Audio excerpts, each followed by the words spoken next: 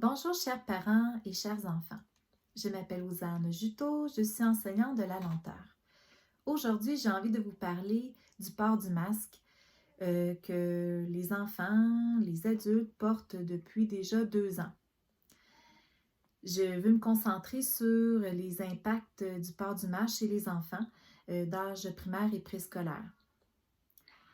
Premièrement, même beaucoup de gens le pensent, le masque, c'est un moyen de soumission et c'est carrément aussi un moyen de maltraitance. Pourquoi? Parce que ça a différents impacts négatifs au niveau de la socialisation, du développement de la personnalité et aussi sur les apprentissages. Présentement au Québec, il est permis d'enlever le masque chez les élèves du primaire lorsqu'ils sont assis à leur pupitre. Alors, dans d'autres contextes, que ce soit en déplacement, transport scolaire, déplacement dans les corridors, au service de garde, au cours d'éducation physique, le masque doit être gardé et aussi sur la cour de récréation. Il est mentionné aussi, selon les directives du ministère de l'Éducation, que le masque peut être enlevé lorsque l'enfant joue d'un instrument à vent. Alors ça, je trouve ça vraiment rigolo parce que je me dis, il me semble que ça va de soi. Alors j'ai envie de faire l'expérience devant vous, de jouer d'un instrument en portant un masque. Je m'installe. Voilà mon masque. D'ailleurs, c'est une idée que je veux, il y a sûrement d'autres personnes qui ont eu la même idée, là.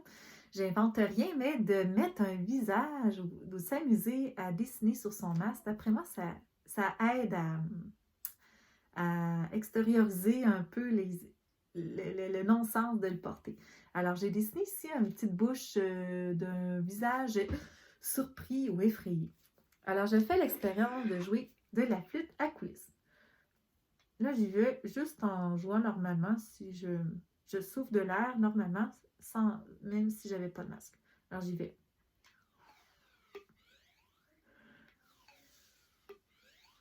Maintenant, je souffle très fort pour sortir un son.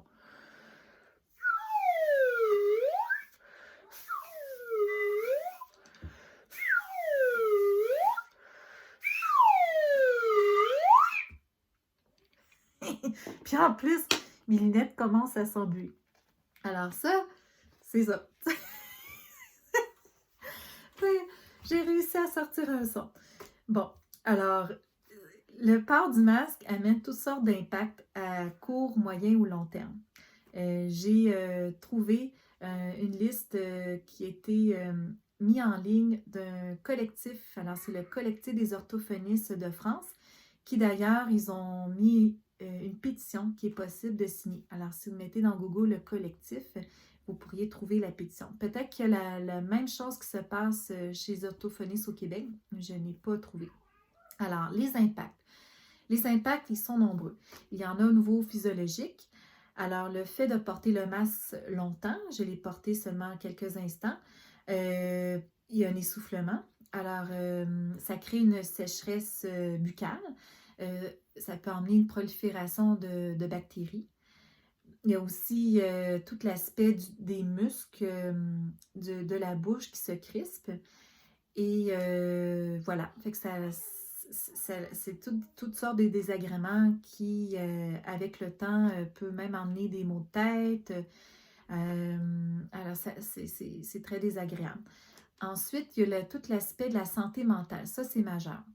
Alors, tout le climat d'anxiété qui s'installe dans les écoles, chez les enfants, chez les professeurs, chez tous les adultes, même les parents, bien sûr. Alors, ce que ça fait, ça amène une augmentation du sentiment d'incompréhension. Le fait qu'à un moment donné, on ne comprend plus le pourquoi. Pourquoi on porte le masque, pourquoi toutes ces mesures sanitaires.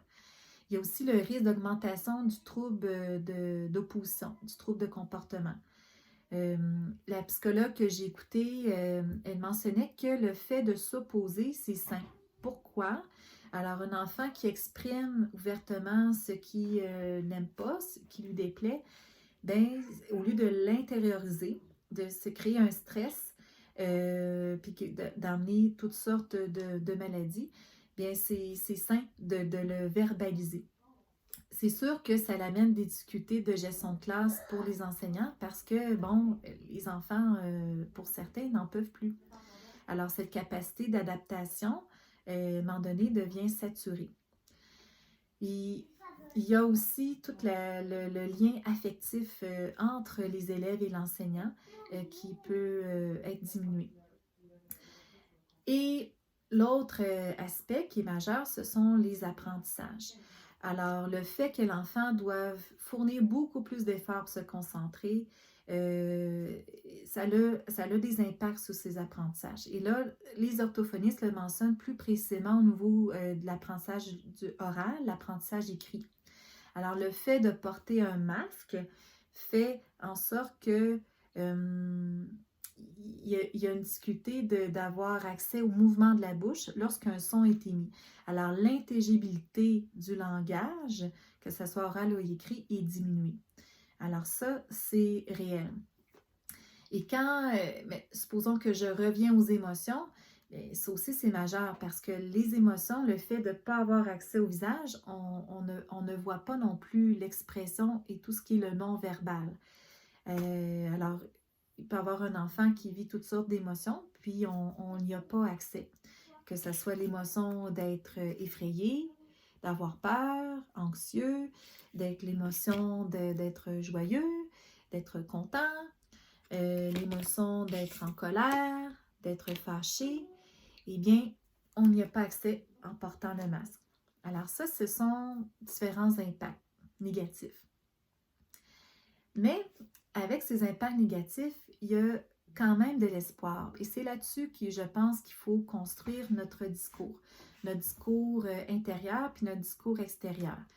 Alors, présentement, avec l'assouplissement des mesures du port du masque au Québec, les enfants peuvent l'enlever lorsqu'ils sont assis au pupitre. Alors, présentement, c'est peut-être seulement quelques enfants dans chaque classe. Alors, peut-être 2 ou 3 enfants sur 20. Mais tranquillement, le fait que certains l'enlèvent, d'autres aussi vont suivre. Et ce qui est mentionné chez la psychologue que j'ai écoutée en conférence, ça prend 21 jours pour changer une habitude. Alors peut-être pour certains, ça va prendre un certain délai pour décider de l'enlever. Puis, en quelque part, c'est normal que la psychologue disait pourquoi? Parce que c'est tellement un discours qui est intériorisé de le porter. Alors, le fait qu'au début, lorsqu'on a commencé à le porter, on trouvait que ça n'avait pas de bon sens, que c'était difficile, c'était compliqué. Mais à un moment donné, on s'est fait à l'idée, on a intégré ces fausses idées de porter le masque protégeait et que tranquillement, c'est devenu une réalité. Alors, tout ce temps-là que ça a été intégré, ça va prendre peut-être autant de temps de décider de l'enlever. Et ça, il faut respecter le temps voulu à l'enfant. Alors, de respecter son autonomie là-dedans. Et je pense que lorsque tous les enfants ou tous les adultes d'une école vont décider d'enlever le masque, eh bien, c'est là qu'on va pouvoir attraper des sourires. Alors, le fait de trapper un sourire d'une personne qui marche et qu'on lui dit bonjour, qu'on on recrée le contact avec les gens qu'on rencontre sur la rue, ou les enfants qu'on rencontre sur la cour d'école ou quand ils sortent de l'école, tout ça va emmener un sentiment de confiance et bien sûr, peut-être certains auront besoin de plus d'accompagnement. Alors, respect, bienveillance et accompagnement, je pense que c'est 3 clés à retenir pour sortir de cette muselière qui va tomber. Alors, je vous souhaite d'attraper des sourires en enlevant quand les masques vont tomber. Alors, je vous remercie de m'avoir écouté. J'espère que je vous ai amené une certaine réflexion. En tout cas, pour moi, j'ai ouvert mes horizons sur le pourquoi que peut-être certaines personnes le portent encore, par exemple, sur la rue. Alors, je pense que j'ai développé une certaine empathie vis-à-vis de ces personnes qui ont peut-être encore le sentiment de peur.